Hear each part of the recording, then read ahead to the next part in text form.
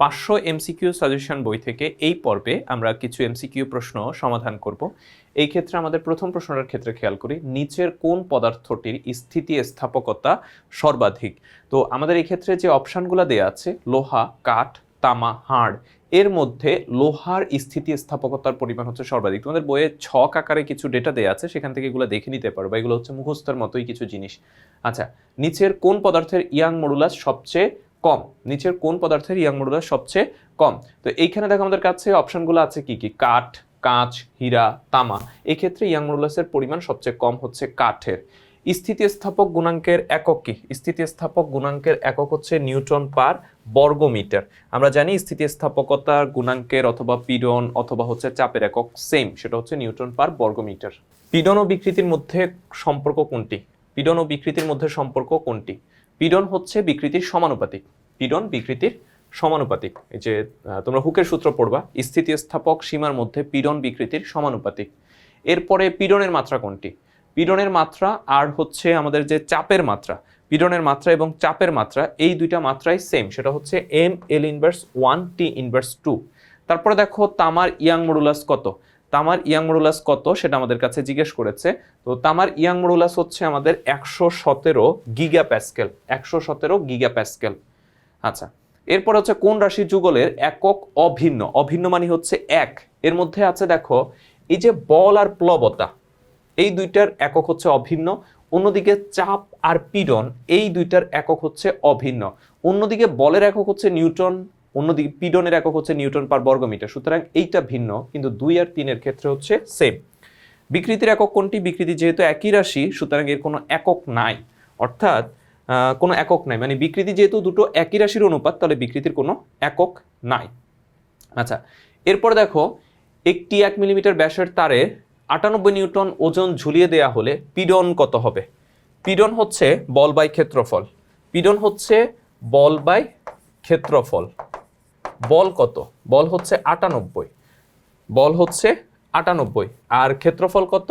এখানে দেখো 1 মিলিমিটার ব্যাসের কথা বলা হয়েছে। 1 মিলিমিটার ব্যাস মানে হচ্ছে 0.5 মিলিমিটার ব্যাসার্ধ। তাহলে আমরা জানি ক্ষেত্রফল হচ্ছে পাই আর স্কোয়ার। তাহলে 98 পাই আর স্কোয়ার হচ্ছে 0.5 ইন্টু মিলিমিটারকে মিটার নিতে হলে 10⁻³ দ্বারা গুণ করতে হয়। তাহলে 10⁻³ হোল স্কোয়ার। তাহলে আমরা এখান থেকে কত পাচ্ছি? 98 ডিভাইডেড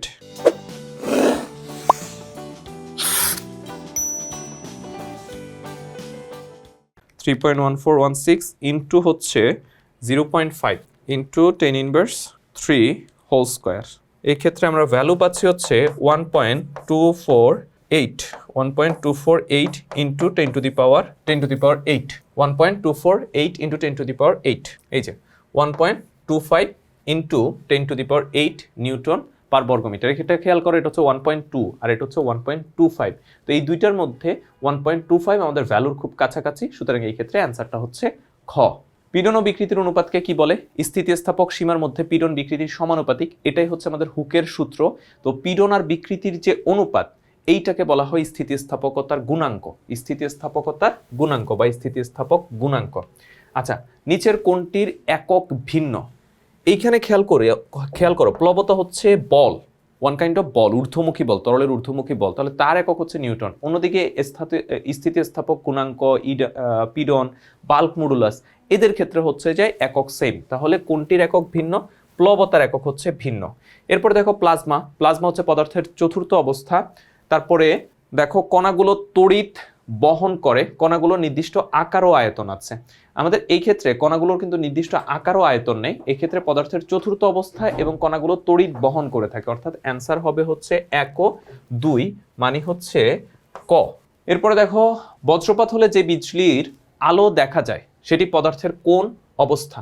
বজ্রপাত হলে যে বিজলির আলো দেখা যায় সেটি পদার্থের কোন অবস্থা? এটা হচ্ছে পদার্থের চতুর্থ অবস্থা, অর্থাৎ প্লাজমা।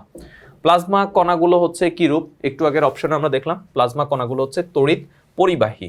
প্লাজমা কণাগুলো হচ্ছে তড়িৎ পরিবাহী।